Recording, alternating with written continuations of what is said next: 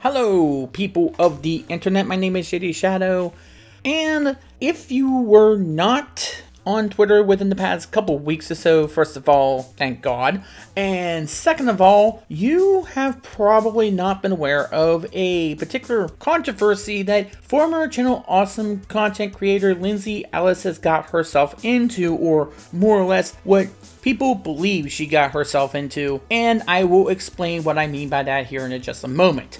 For those people not in the know, she made a tweet that was critical of Raya and the Last Dragon. If you have not seen the tweet yet, here's the tweet right here saying, quote, "Also watched Raya and the Last Dragon, and I think we need to come up with a name for this genre that is basically Avatar The Last Airbender reduxes. It's like half of all YA fantasy published in the last few years anyway." And of course, the mob came right after her. Now, this is ironic for a particular reason, but after the whole mob came down upon her as if she was never on their side to begin with, she ended up closing down her account. She deleted her Twitter account and went on hiatus for a while, and she was probably in the right to do that because we all know how social media can get even to the best of people.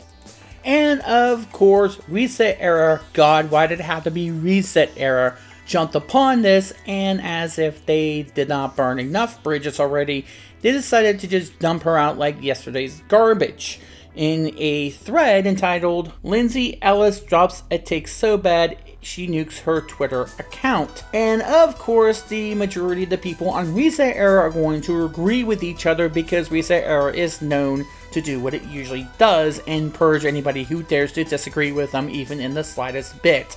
I would not trust Reset Era to tell me what the time is, because they believe time would somehow be racist or bigoted or whatever it is. Whatever hysteria they want to come up with that day.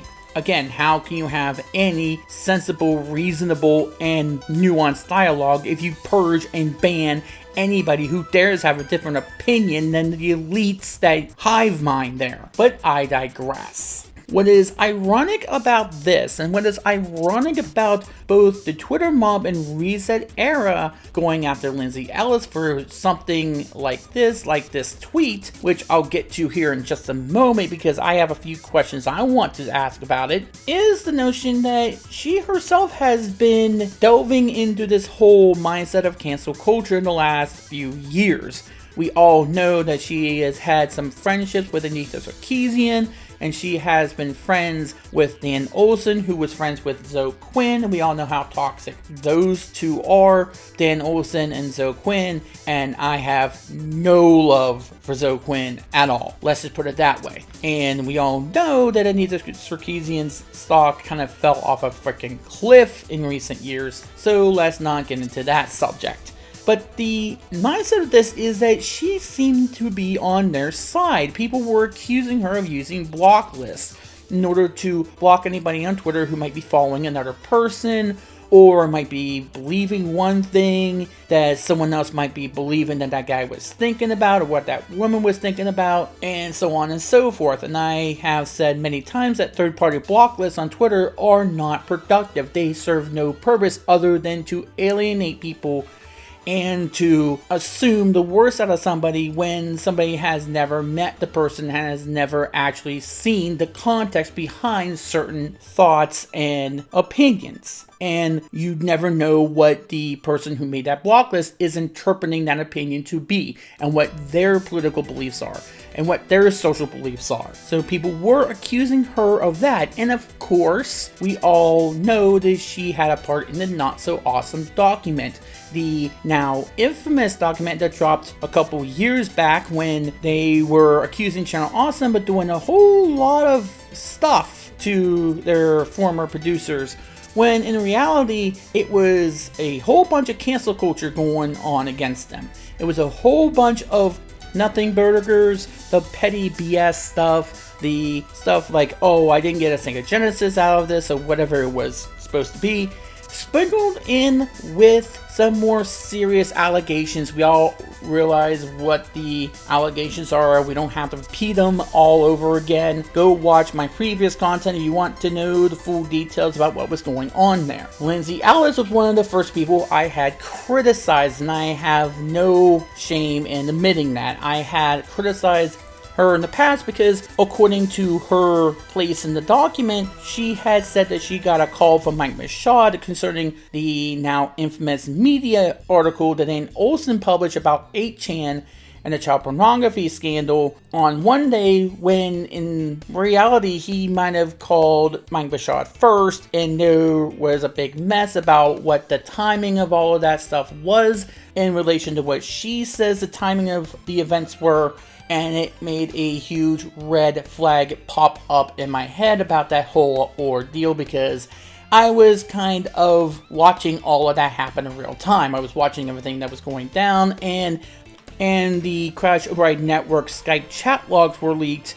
I think it was either 2016 and 2017. I'm not quite sure of the exact year, but there were some major things that came out about that, notwithstanding the notion that it was all just a big protection agency for Zoe Quinn. But it revealed that Ann Olsen and her were friends, and he was a part of Crash Override, and he told them that he was going to call Channel Awesome to tell them what was going on, which breaks the whole timeline how Lindsay Ellis said things happened into question. So I was very critical about that. I was very critical about that whole thing and why she keeps being friends with him. I don't know if they're still friends or not. I don't know one way or the other. I haven't heard one way or the other about whether or not they're still friends. And to my knowledge, the very first time that he has even said anything about Change the Channel or Channel Awesome after the whole Change the Channel Not So Awesome document came out was something he did quite recently, which was him, because he got a lot of people pledging to his Patreon account, decided to do another critique of Nostalgia Critic's The Wall review. Okay, maybe it wasn't his best work ever, but can we please stop beating this dead horse into the ground? If I were saying that any bad video was the death of a content creator, there would be no content creators, because we've all have made videos that we later look on and we say, you know what, that wasn't our best work ever. I don't know why it's that video that people are so wanting that to be the death of Doug's career. Like, the Not So Awesome document was supposed to be the death of his career and he recovered from it. The Wall was supposed to be the death of his career, and yeah, he recovered from it. I don't get why we need another review of that video, especially from somebody who is got a lot of baggage that he needs to explain out of Dan Olsen. I do not understand why, one, he needs to do one like that at all, and two, why does anyone trust him for any sort of insight about anything, knowing the kind of stuff that he's been involved in. But again, I digress, because now we get to the tweet. Now we get to what caused this whole thing to blow up. And before I go into what Lindsay Ellis posted today, which was the mask off video, and I did watch bits and pieces of that. I didn't watch the entire thing, so please be advised that I didn't have much time to watch the entire thing, but I did get some insights into what exactly she said. And I did watch a few of the major things that she was saying about how cancel culture is real. Thank God someone else thinks that. But the one thing I want to say about the tweet in question, what the hell was she saying that was wrong? I'm trying to look at the content of this, the context of this tweet, and I keep going to the same thought. What did she say that was wrong? What did she say that was insensitive? She was saying that perhaps she believes that all Asian-inspired stories or all Asian-inspired movies and TV shows have the same sort of plot line. But I didn't see that in her tweet. I never did see that. And yes, I'm defending her here. Oh my God, I'm actually defending her, because I have nothing but criticism that I had leveled against her up until this point. And I might be doing this one time because, hey, I have a lot to criticize her for. But I saw her comparing one thing to another and saying that, hey, this is a rehashed story, rehashed off of Avatar: The Last Airbender, which was a terrific show. And just to be clear, we're all assuming she meant the TV show, not the M. Night Shyamalan movie. If she meant the movie, we all need to cancel her. Let's just get that out of the way right now. But I'm looking and looking and looking through that tweet, and I don't see anything. As in, I'm waiting for somebody to show me the rest of a tweet thread that maybe she made that has the offensive part in it, that has the part in it that I'm supposed to be offended by, because I don't see it. What did she do? What was the crime? Where is the insensitivity here? I don't see it. So I don't think she did anything wrong here, but the hate mob came after her anyway. And the way that I interpret it was that perhaps they were mad at her for criticizing Raya the Last Dragon at all. And if that's the case, we are headed down a very dangerous road, which we need to address now. Because if you are not allowed to criticize a certain movie, or you're not allowed to criticize anything because it was the sacred cow of the movie that you needed to protect, that you needed to get popular because it was said to, quote-unquote, progress things, like they thought the Ghostbusters 2016 movie was supposed to have done, or Captain Marvel was supposed to have done, which in the latter's case, Alita Battle Angel came out at around the same time, and people said that that was a better movie, and yay, 2 female-led movies are out and they're both popular. Why not celebrate it? No, because it has to be Captain Marvel that has to succeed instead of Alita Battle Angel, because reasons. But I believe that was probably the real crime here.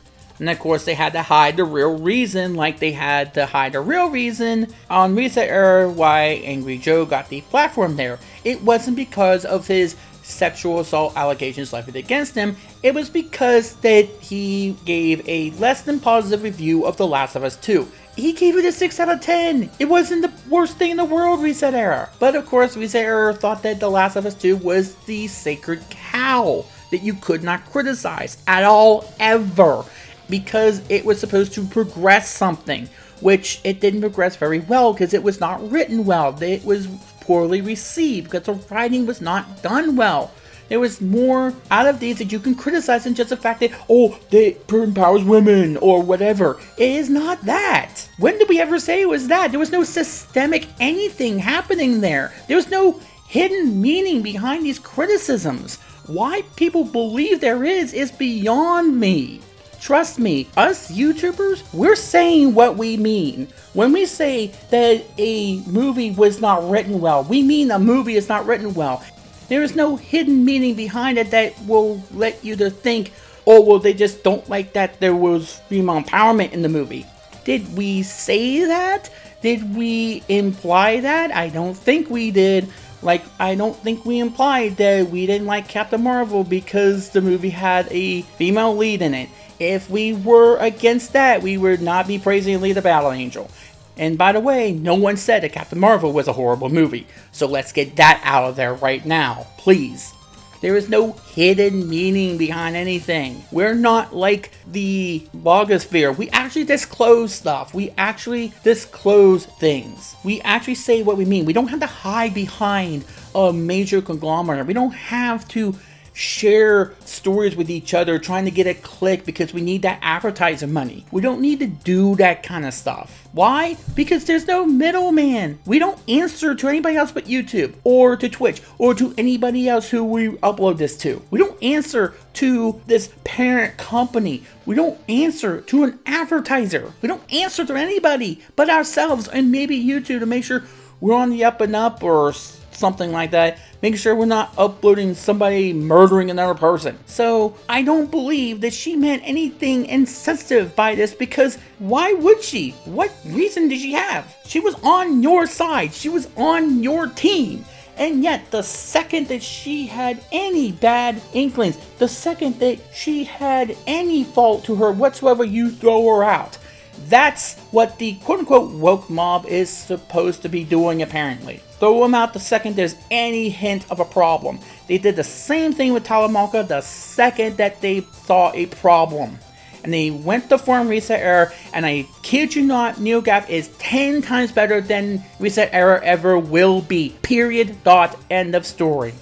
And yes, I know that I'm going off all sorts of different tangents, but do you realize why I'm saying that? Is because here is a woman that was on their side, and they threw her out the second there was any problems. Like I just said, she was canceled for having a bad opinion against a movie that they thought was a sacred cow. They didn't want anybody to even criticize Raya the Last Dragon because they thought that this was a movie that was supposed to change the landscape. What they were doing was they were gatekeeping.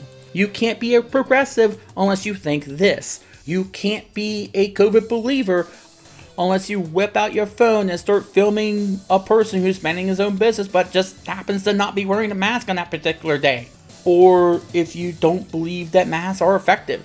This is a form of gatekeeping, and it gets absolutely tiresome. And I believe that's what Lindsay Ellis has faced. It's not that she said anything insensitive, it's that she criticized a movie that they deemed a sacred cow. Because you were not allowed to criticize The Last of Us 2. You were never allowed to criticize Ghostbusters 2016. You were never allowed to criticize Captain Marvel at all.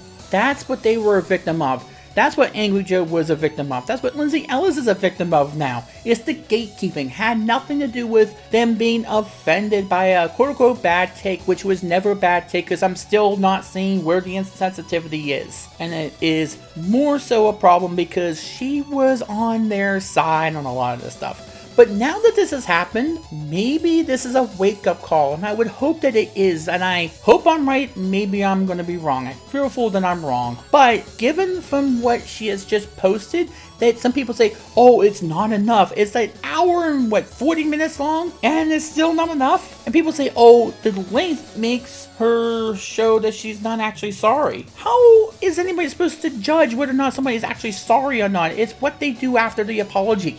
Please inform me of the apology that you need to hear that would be good enough for you to move on from something. Because I get sick of hearing that too. Oh, the apology is not good enough. Oh, the apology is because they got caught. How are you supposed to judge the tone of an apology if they're trying to put their heart and soul into it? Yeah, maybe you can hear the tone of a half-hearted apology, but you would be able to hear and tell a lot better than that. If someone's trying to put their heart and soul into it and trying to show you how remorseful they might be or how they're trying to defend themselves by pointing out all their sins to you like she's doing, then who are you to judge whether or not an apology is good enough? Judge their apology and what they do after the fact. And we all mess up from time to time. Let them have a chance to learn from their mistakes, and this is not a mistake because, again, she did nothing wrong. But this might be a teachable moment because now she might know now what she probably put some other people through. Like what she probably put Channel Awesome through when she did that Not So Awesome document. Maybe she understands now, hopefully she understands now, that perhaps some of those things were kind of petty what other people were saying about them. That perhaps they were just, okay, this is something maybe you can get over. Or maybe this was not really a fault of them, it was more of a fault of you. And you thinking that your content was actually good. And they were trying to tell you, hey, maybe your content just sucks. Like Alison Pregler and her content. Have you seen her content lately? It sucks. And yes, Change the Channel did the exact same thing to Cinematic Venom, one of their allies. So you can definitely tell how they treat such allies. The second that there was any wrongdoing there at all. Or perceived wrongdoing, because what did he say that was ever wrong in his analysis about Blazing Saddles? What did he ever say that was wrong there? So, one, she probably understands now how these people will treat their so-called allies, their so-called friends. The second there's any problem with them, they don't defend them, they don't try to understand it, they just throw you off to the curb. That's what they did with Cinematic Venom, that's what they did with Tyler Malka, that's what they wanted to do with Troy Lovett, and that's what they have done with Lindsay Ellis here. And that's what they have done with 3/4 of everybody who has had any sort of, oh god, they're not perfect. God forbid they're not perfect. Let's throw them off to the curb. Let's find somebody who might be perfect. Oh wait, they're not perfect either. Let's throw them off to the curb. They're not going to have any friends left. And second, maybe it's time that perhaps she looks at her own wrongdoings that she might have But one thing that I would hope that she does is to look back at some of the things that she participated in. Like, again, the Not So Awesome document, or some things that happened earlier on. Maybe she has said some things that perhaps she might look back now and think, maybe I was partaking in this sort of behavior. Or maybe I thought that these people were associating with the wrong people, but maybe I should have listened a little bit. Maybe I should have heard them out. Maybe I should have talked with some people who thought that there were some problems with video game media and the nepotism that was going on there. Maybe I should have listened a little bit. Maybe not all of them were acting with malicious intent. Maybe they were trying to clean something up there. Maybe there was a big problem there. Maybe I should have not associated everybody with the worst of the worst. Maybe I shouldn't have put everybody into a box like some other people were doing.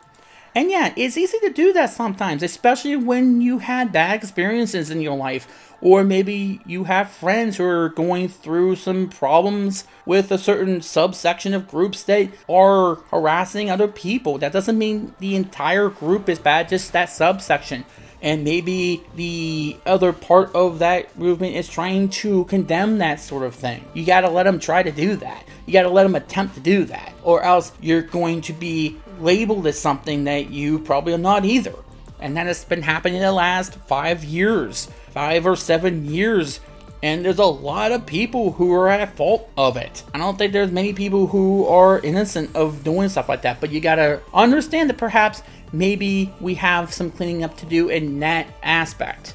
But she also knows one particular thing that I think a lot of people need to understand in the media that we need to get on the same page about. Cancel culture is real. It is completely real. This proves it.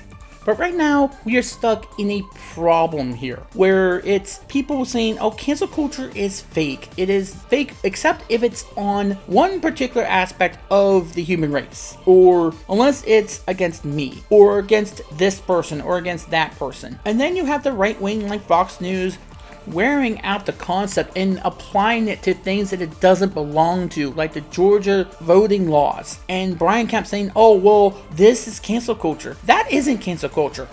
That's people taking you into account. That's people reacting to what you have done. The things that are happening to Lindsay Ellis right now, the things that are happening to Tyler Malka or Cinematic Venom or several other people, as Bill Maher recently put on his real-time show on the last new rule, I forget which episode it is, but he actually called it out, trying to cancel the cancel culture, saying, hey, it's real, and the right wing needs to stop co-opting it because they're diluting the message. That is cancel culture. And unless we get on the same page, if the moderate left wing and the progressive side cannot get on the same page, we're never going to tackle this issue. Because progressive media and some of the mainstream media, CNN and MSNBC, are profiting way too much off of this right now in order to actually want to end it. And they know it exists. They know it's not fake, yet they're trying to say that it's not, and they're trying to use whatever right-wing conspiracy theory they can condemn in order to say, hey, this is not real. They can condemn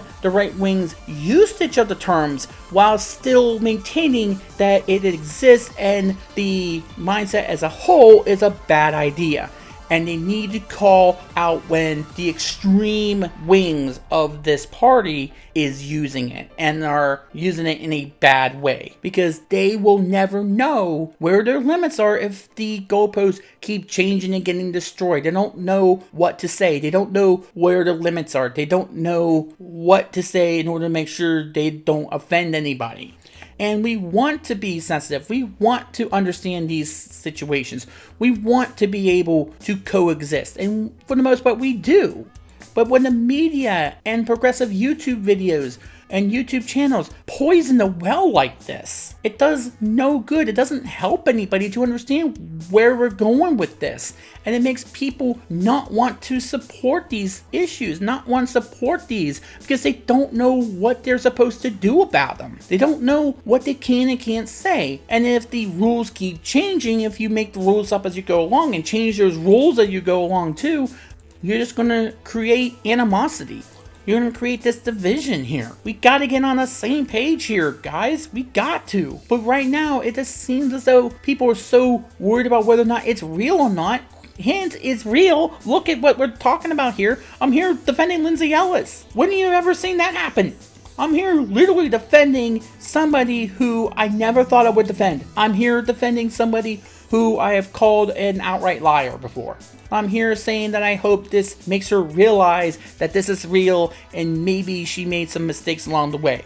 Because we have seen what these more extreme mobs will do the second they see any problem with anybody who is even on their side. That's what they do with them. They throw them off to the curb. If you have friends like that, who the hell needs enemies? And no, I'm not expecting Lindsay Ellis to show up on Ben Shapiro's show anytime soon, although I wouldn't be too surprised at another Young Turks video that condemns him or Dave Rubin for existing, because hey, Young Turks are just as guilty for promoting and pushing cancel culture as much as anybody else is on YouTube right now on the progressive side.